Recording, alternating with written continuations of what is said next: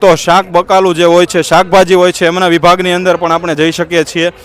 ખાસ હજારો કિલોની સંખ્યામાં અહીં શાકભાજી પણ સાચવવામાં આવ્યું છે, જેમાં દૂધીથી લઈ અને ટમેટાં, સુરણ, આદુ, કેળા, કાચા રીંગણા, તમામ પ્રકારની જે શાકભાજી હોય છે એમની પણ અહીં વ્યવસ્થા કરવામાં આવી રહી છે. કે એક બાળકનું હૃદય હોય છે, એમાં પણ ભગવાન બિરાજમાન હોય છે, ત્યારે એક બાળક પણ અત્યારે અહીં સેવામાં આવ્યા છે.